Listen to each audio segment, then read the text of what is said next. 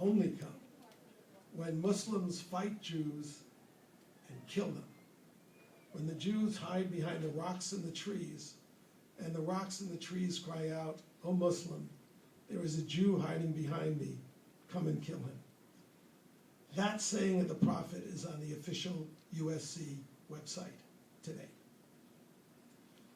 It was up there last year, and through the efforts of the Freedom Center, it was brought to the attention of the provost of this university, and to his his immense credit, he removed it, saying it was disgusting. It is disgusting. It's genocidal. It's hateful.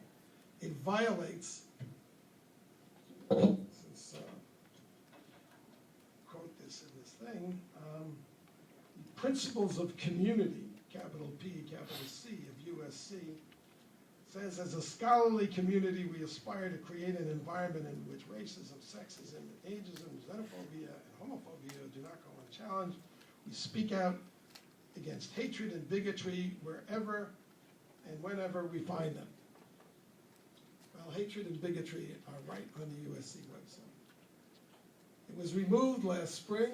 It was restored recently by an organization called the Center for Muslim-Jewish Exchange, which is supported on the Jewish side by the Hebrew Union College here, and Rabbi Reuven Firestone. And I hope if anybody knows Rabbi Firestone, we have put in a complaint that they will support our complaint to have it removed. Now, the interesting thing is that when Provost Nikias removed this hateful hadith, he was immediately attacked by the Muslim Students Association on this campus, by CARE, the Council on American Islamic Relations, for religious bigotry. In other words, they're defending their religious right to call for the extermination of the Jews.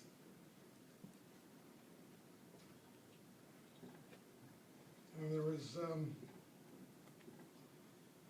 one quote attributed to me is absolutely correct, although it's not actually they do quote part of it is quotes. Muslim student union groups in the United States are supporters of terrorist activity abroad, a part of the network founded by the Muslim Brotherhood and Hamas and funded by Saudi money. I did say that, and it's absolutely true. The Muslim Students Association, which poses as a cultural organization, and many of whose students, as I met them, are very well spoken and appear very civilized when you talk to them, until you start probing their actual beliefs. I spoke at the University of California, Santa Barbara last year, and there were 50 members of the Muslim Students Association in the audience. Some of them with signs. And throughout an hour talk,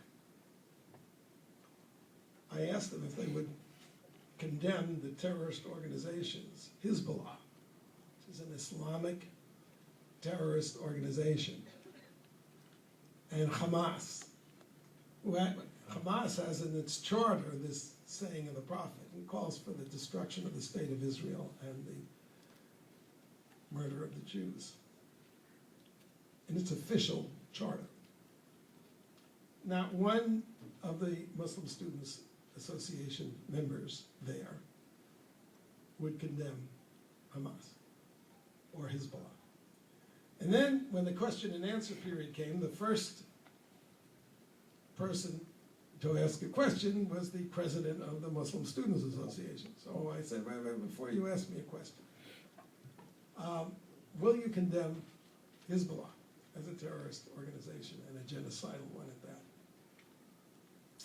And his answer to me was to refer to something David Letterman said, and which wound up being, that's too complicated a question for a yes-no answer.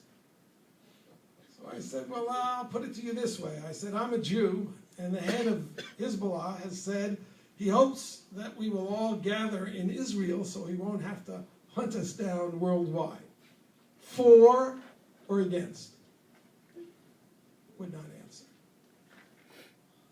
This shocked our Republican students, and it's why I subject myself to coming to a campus and being called a racist and smeared and having quotes spread. I mean, this is a big campus, so you've got to figure 10, 20,000 people have read that David Horowitz thought it was a good idea to have slavery, and the blacks should be grateful for it. You know, I hope most people have those detectors which say there's something really fishy about this statement, but I'm not counting on it. But I subject myself to this because I want to teach students two things. One is that we have real enemies in this country who will pose, who will lie and lie and lie. Not only lie about what I say, but lie about what they think. Who will pretend to be for peace, who will pretend to engage in an exchange with Jewish organizations, who are delusional enough to think that you can negotiate or persuade people who want to kill you for religious reasons, that maybe they're mistaken and you're actually a good person and, you know, don't deserve to be killed. And the second is to teach students about the most important battle of their lifetime, which is going to be the battle we had or are having here on this campus. This is not over, which is the battle for free speech.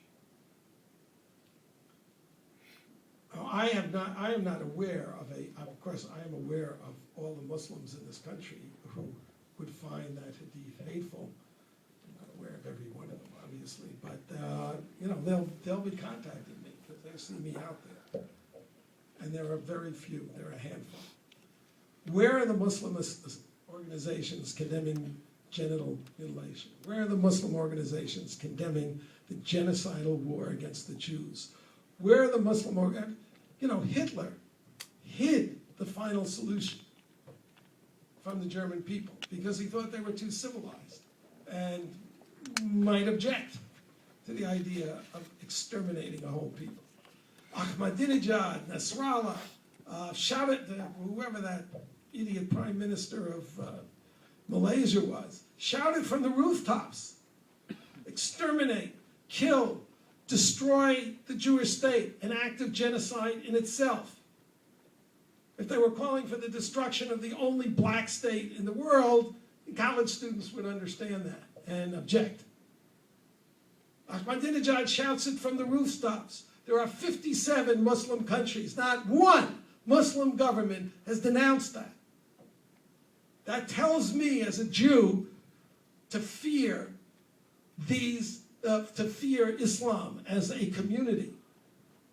There were lots of good Germans, but they didn't, in the end,